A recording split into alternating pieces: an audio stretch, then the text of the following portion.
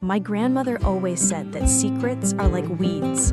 No matter how much you try to hide them, they always find a way to break through the concrete and come to the surface. I used to think that was just one of those things old people say, something to fill the silence. But now, with my 7-month pregnant belly and my marriage possibly in ruins, I understand perfectly what she meant. The ultrasound photo on my kitchen table shows my baby, a little boy sucking his thumb, completely oblivious to the fact that his father might be expecting another child with someone else. I trace his tiny profile with my finger and wonder how many lies I've been living. My name is Anne. I'm 28, and I've been married to Bart for 2 years. We met in college. He was studying 3 hours away from his hometown, and honestly, it felt like fate. He was that charming guy with deep roots and family stories that went back generations. He had a way of making you feel like you were the center of his universe, always remembering little things I mentioned, bringing me coffee exactly the way I liked it, staying up late to help me study for exams. When we got married, we moved into his late grandparents' house, a beautiful old colonial house where he grew up after his parents died in a car accident when he was 12. The house had that cozy, lived-in feeling with creaky hardwood floors and windows that perfectly captured the morning light. Living in Bart's childhood neighborhood was like stepping into a Norman Rockwell painting. Everyone knew everyone, and everyone had stories about little Bart and how proud his grandparents were. The mailman would stop to chat about how Bart helped him deliver mail during summer breaks. The grocery store clerk remembered selling him penny candy. Even the local church pastor had baptized him as a baby. I loved feeling connected to his history as if I was becoming part of something bigger than just our small family. The neighbors welcomed me with open arms, especially Louise, a sweet 75-year-old lady who lived 2 houses down, in a house almost identical to ours. Louise had a way of making you feel like you were the most important person in the world. She'd bring homemade cookies, help me in the garden, and tell me stories about the neighborhood's history. "I carried that boy in my arms when he was just a baby," she'd say about Bart, her eyes twinkling with maternal pride. "I watched him grow up right in that house where you live now." When I found out I was pregnant 4 months ago, Louise was almost as excited as we were. She'd come over every few days, bringing baby clothes she knit herself or sharing advice about pregnancy. Her children lived across the country, so she adopted us, Bart and me, as her surrogate family. "You're glowing, dear," she'd say, stroking my growing belly with hands that smelled of lavender cream. "This baby is going to be so loved." She'd tell me stories about her own pregnancies, about how different things were back in her day, always ending with how much easier we had it now with all the modern medical care. Everything was perfect. Bart was attentive, excited to be a father, and constantly talked about our future. He had already started researching the best schools in the area, talking about teaching our son to ride a bike in the same park where he learned, planning fishing trips to the lake where his grandfather took him. We'd spend evenings on the porch, his hand on my belly, feeling our baby kick and move.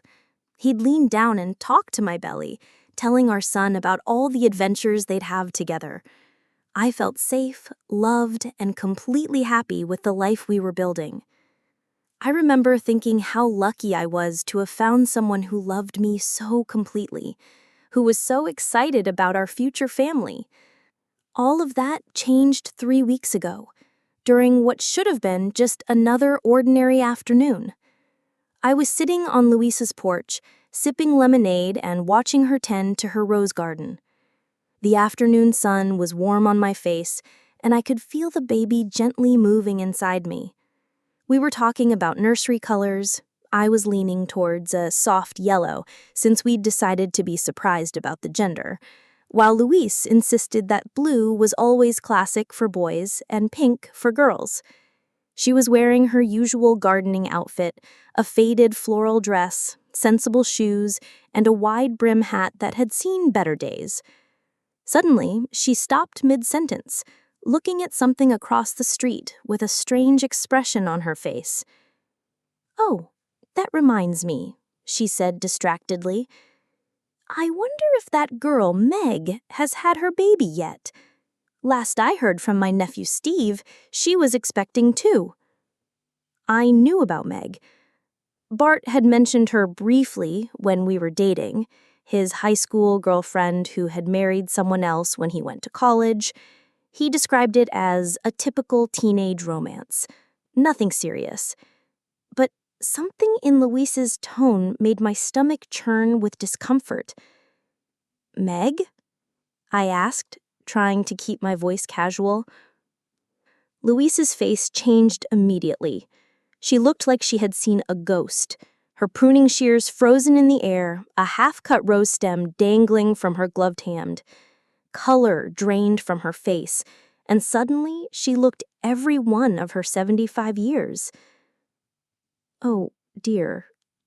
I shouldn't have mentioned her.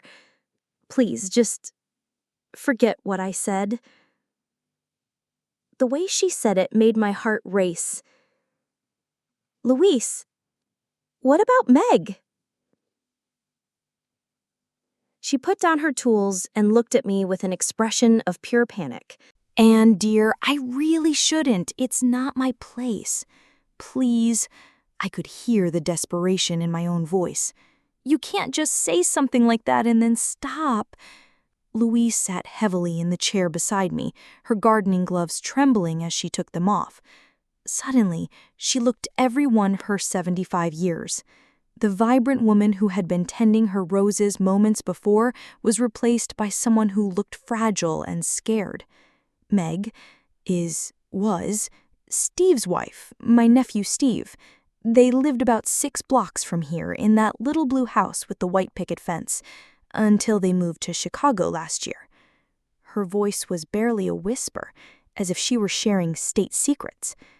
"Okay," I said slowly, feeling as if I was walking into a trap I couldn't see. "Steve was one of Bart's closest friends. They grew up together, went to school together."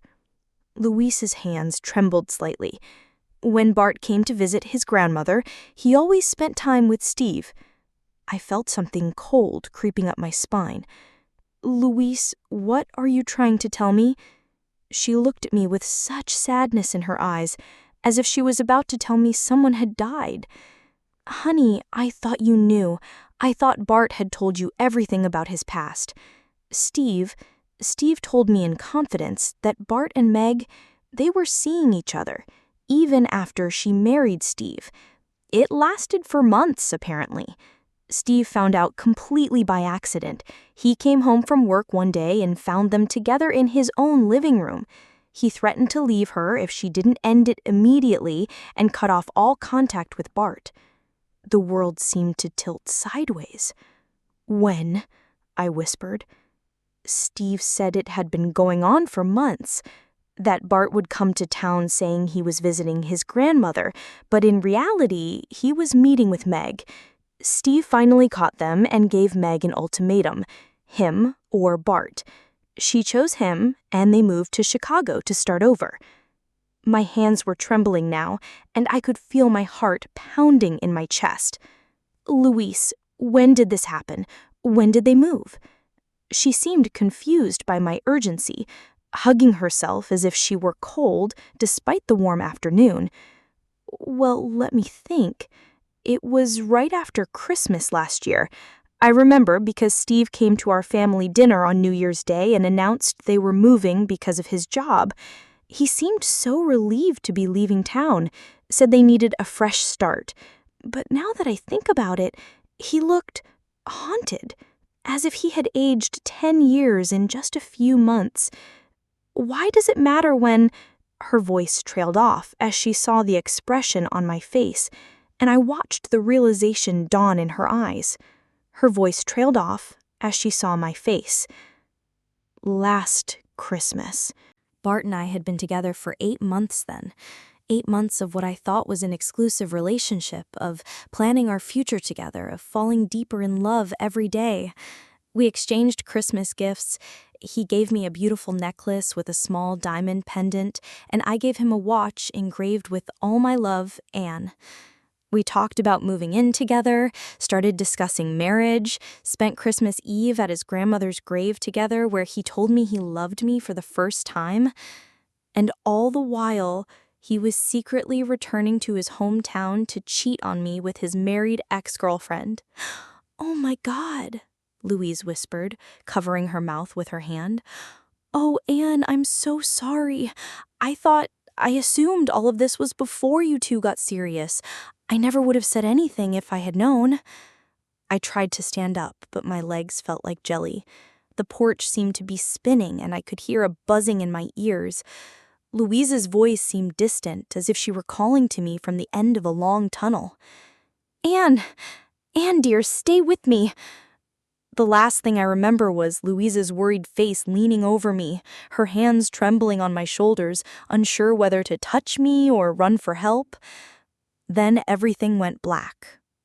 When I came to, I was lying on Louise's porch with a cool washcloth on my forehead. She was kneeling beside me, her phone to her ear.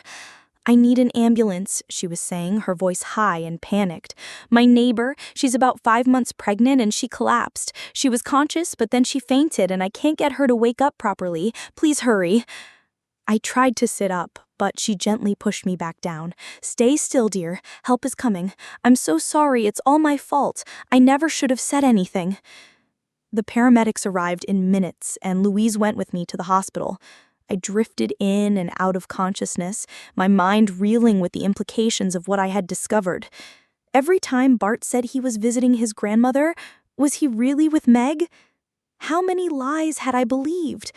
How many times had he looked me in the eye and lied? When I woke up in the hospital bed, Bart was sitting beside me, holding my hand. He looked scared and exhausted, his usually perfect hair disheveled as if he had spent hours running his hands through it. His work shirt was wrinkled, and I could see tear stains on his cheeks. He must have rushed straight from his office when Louise called. "Hi, beautiful," he said softly when he saw my eyes open, his voice thick with emotion. "How are you feeling? You scared me so much." I felt groggy and disoriented, as if I were seeing him through a fog. "Louise, she's okay. She went home." She called me as soon as it happened. He squeezed my hand. "The doctors said you had a panic attack that caused your blood pressure to spike. They want to keep you overnight for observation, but the baby is fine." I just stared at him, this man I had loved and trusted completely, and wondered how many secrets he was hiding behind those concerned eyes. "Louise told me about Meg," I said quietly. His face went pale. "Anne, I can explain everything. Louise is devastated. She thinks it's all her fault. She had no idea that what she was saying would upset you so much." "Is it true?" I asked. He was silent for a long moment. "We'll talk about everything when you're feeling better. Right now, you need to rest and focus on staying healthy for our baby." Our baby. The child I was carrying, the future we had planned together. How could I process the possibility that everything I thought I knew about my husband was a lie while trying to protect the life growing inside me? The next morning, the doctors cleared me to go home. Bart arrived with a bouquet of pink roses, my favorites, and helped me get dressed. In front of the medical staff, he was the perfect concerned husband, kissing my forehead and asking if I needed anything. I smiled and thanked him, playing the part of the grateful wife, but inside I felt empty. The car ride home was torture. Bart nervously chattered about baby names and nursery plans, how relieved he was that we were both okay, how much he loved me. I stared out the window, watching the familiar streets of our neighborhood pass by, and wondered if I would ever feel at home there again. For the next week, I moved through our house like a ghost. Louise came by every day, bringing meals and fussing over me with obvious guilt. "I'm so sorry, dear," she'd say, tears in her eyes. "I should have kept my mouth shut. I had no right to upset you like that." I wanted to tell her it wasn't her fault, that I was grateful to know the truth, but I couldn't find the words. Instead, I just nodded and let her take care of me while I tried to figure out how to breathe again. Finally, about 10 days after my hospital stay, I woke up feeling different. The crushing weight on my chest had lifted slightly, and I could think clearly for the first time in weeks. I showered, got dressed in real clothes instead of pajamas, and made myself breakfast. When Louise came by that afternoon, she immediately noticed the change. "You look better," she said, studying my face carefully. "More like yourself." "I feel a little better," I admitted. "I think I'm ready to deal with this." That evening, when Bart came home from work, I was sitting on the couch waiting for him. He stopped in the doorway when he saw me, as if he could sense that something had shifted. "We need to talk," I said. He nodded and sat beside me, taking my hand. "I've been waiting for you to be ready."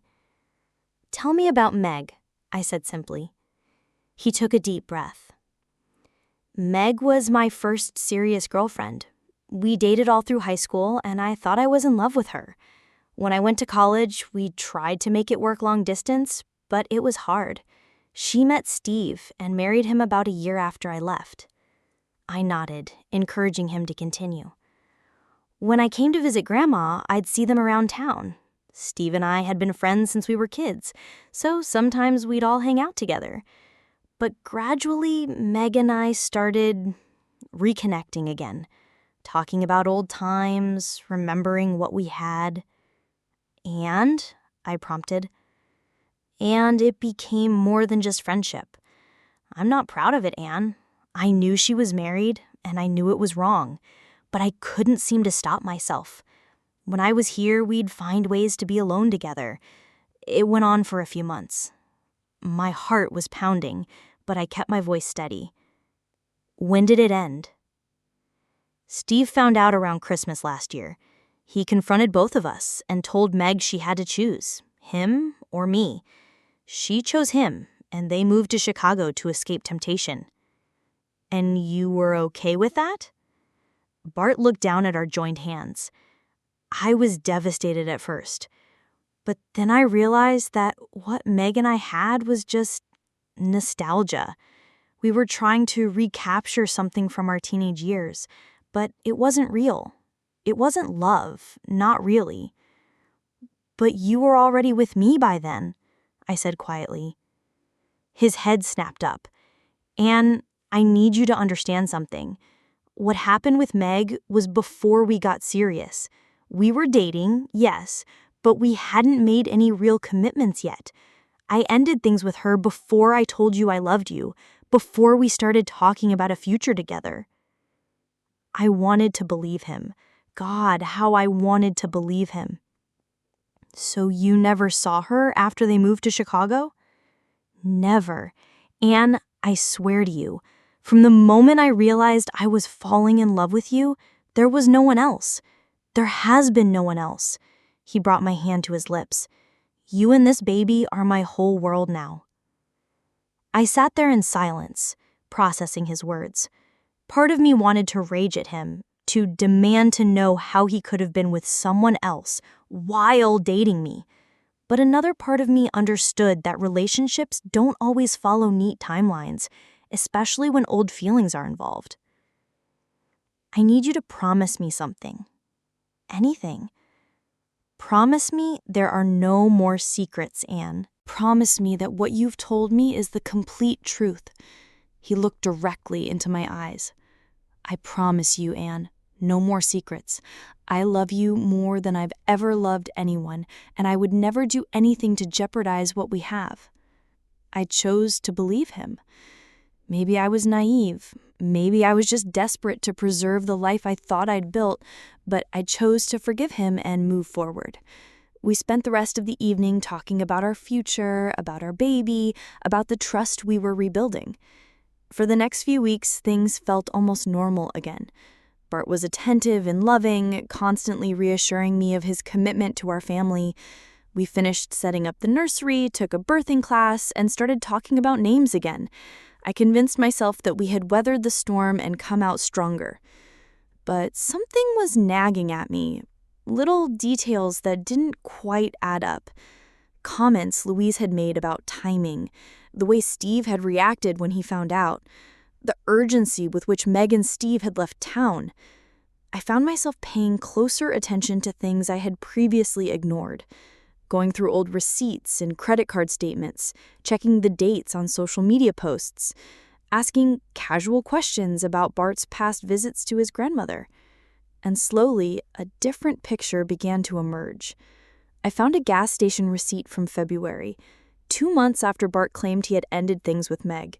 It was from a station on the route between our college town and his hometown.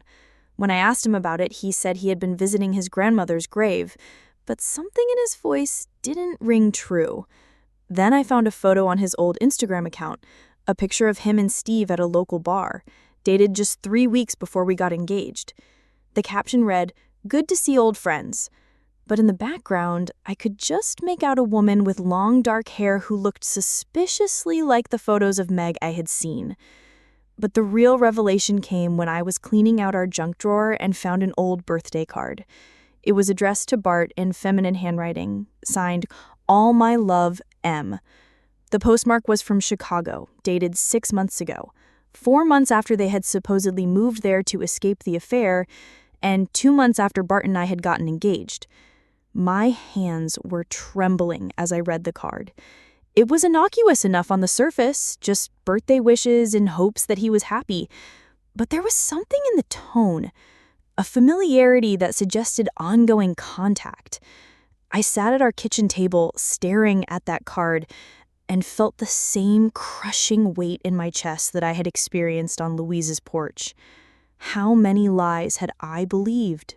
How many times had I chosen to trust him when the evidence was right in front of me? I started digging deeper, checking phone records and social media accounts. What I found made me sick to my stomach. There were calls to Chicago numbers, messages on platforms I didn't know he used, photos posted at times when he had told me he was somewhere else entirely. The timeline Bart had given me was completely false. The affair hadn't ended when Steve found out, it had continued for months after that. The move to Chicago hadn't been about escaping temptation, it had been about making their relationship easier to hide. And then I found the Facebook message that changed everything. It was from Meg to one of her friends, posted publicly but buried in a long thread of comments. She was complaining about morning sickness and how hard it was to hide her pregnancy from her husband because he's still suspicious about B. The date on the message was from 2 weeks ago. Meg was pregnant, and she was hiding it from Steve because he was still suspicious about Bart. I felt like I was going to be sick. I ran to the bathroom and barely made it to the toilet before vomiting. As I sat on the cold tile floor, my hand instinctively went to my belly, to the baby that was growing inside me, Bart's baby, the child we had planned and wanted together.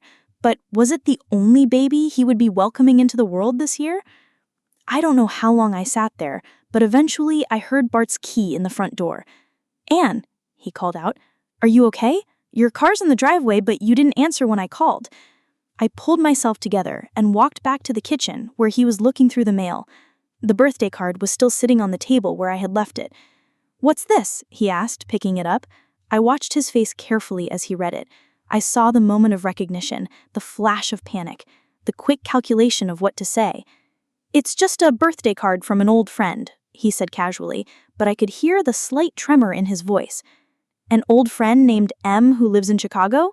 He looked up at me, and I saw the exact moment he realized I knew. His shoulders sagged slightly, and the color drained from his face. "Anne, is she pregnant, Bart?" The silence stretched between us like a chasm. I could hear the clock ticking on the wall, the neighbor's dog barking outside, the sound of my own heartbeat in my ears. "I don't know," he whispered finally, "but you think she might be?" He nodded, unable to look at me. "And you think it might be yours?" Another nod. I felt strangely calm, as if I were floating above my own body, watching this conversation happen to someone else. "How long has this been going on?" "Anne, please, let me explain." "How long, Bart?" He sat down heavily at the table. "It never really ended. When they moved to Chicago, I thought it would be easier to let go, but we kept texting, calling. Then I went to visit her a few months ago, and while I was pregnant with your child. I know how it sounds, but Anne, what we have is real. What I feel for you is real. She's like an addiction I can't shake, but you're the one I want to build a life with. I looked at him. This man I had married, this man whose child I was carrying, this man who had been living a double life for our entire relationship. Get out, I said quietly. Anne, please, get out of this house, get out now. He stood up, his hands trembling. Where am I supposed to go? I don't care. Go to a hotel, go to a friend's house, go to Chicago for all I care. Just get out of my sight. Anne, we can work through this.